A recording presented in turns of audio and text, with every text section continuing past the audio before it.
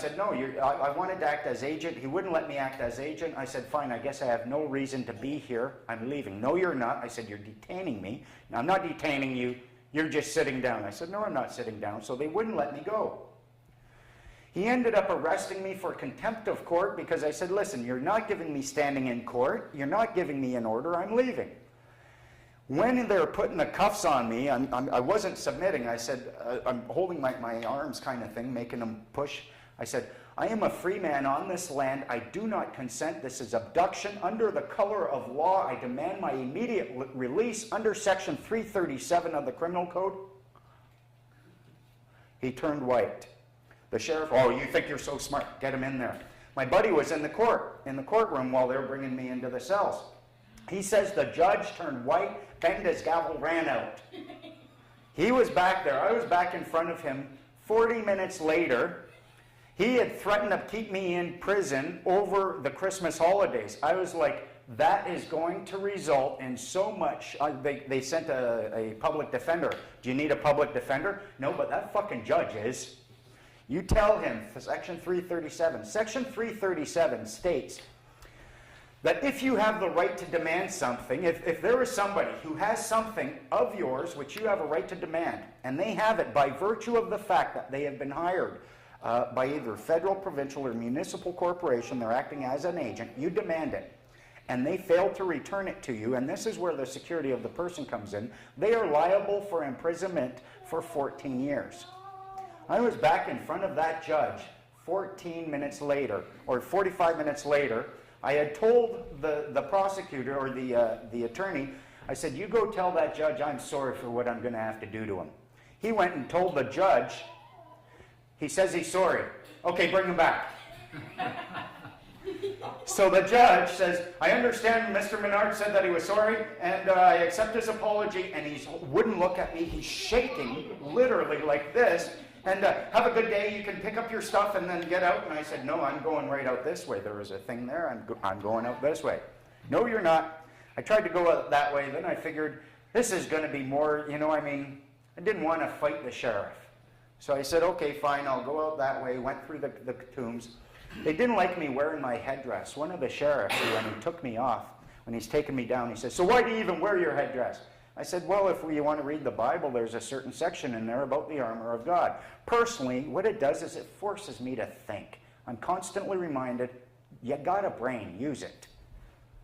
It's kind of like, it reminds me of one day when I was crossing the street with my dad, and he had his hand on my head, and he'd go, look left, look right, good boy.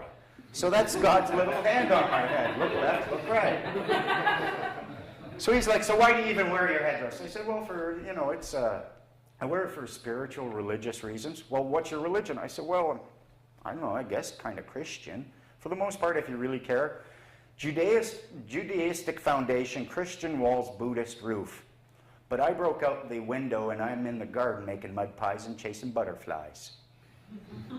So I told him I'm Christian. He said, yeah, well, I'm Christian and I don't need to wear a headdress. I said, nice gun you got there.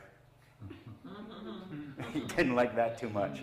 So by the time I left, if you treat these people with respect, there is no sense whatsoever dealing with these people in an antagonistic fashion. They've got guns. You don't. You're not going to want to win that way.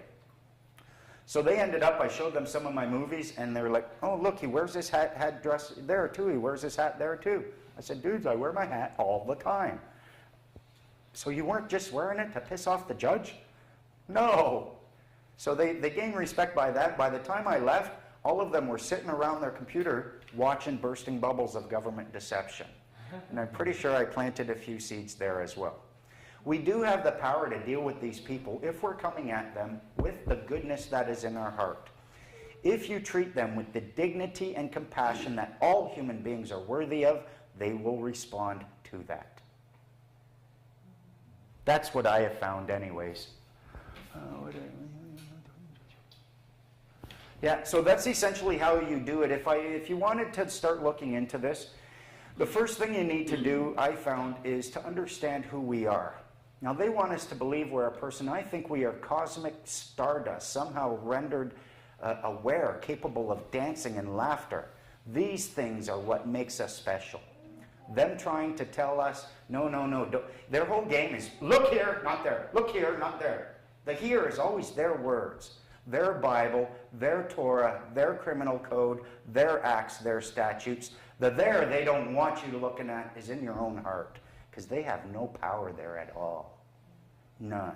And the moment you start finding that, if you find your passion inside your heart and bring it and hold that and bring it like you, think of it like a potluck dinner. It's your dinner. It's your pot that you're bringing to the universal potluck dinner.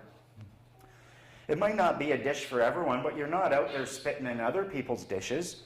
And if you bring that, you'll find that you're soon on a path where everyone's going to this magnificent potluck dinner, and you realize the path is, in fact, the dinner. It can be a lot of fun. It can be a lot of challenging. It's going to be a little bit difficult for you if you are, in fact, scared of what's in your own heart. DMT helped, I found. DMT? It's a naturally occurring chemical that gives you an amazing experience for about 10-15 minutes that will cause you to realize your cosmic center kind of thing, and make you realize you end up, it's very hard to be hateful towards people afterwards, isn't it? It's like, geez, I'd just be directing that at me.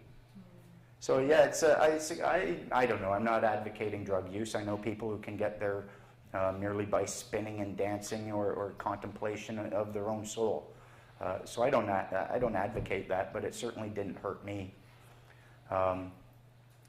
What I found is, in order to be able to stand against these people, when they start trying to bring their claim of authority, when they're trying to taunt you with anagrams, I couldn't believe they did that. I was like, you guys aren't arguing and debating like that, are you? Is that what it's boiled down to?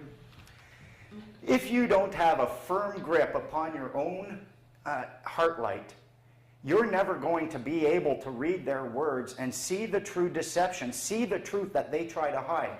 They have to put it there. It is there, but then they will never mention it again. The right to travel, the common law right to travel, is clearly existing across Canada. But you know how they hide it? They don't mention it.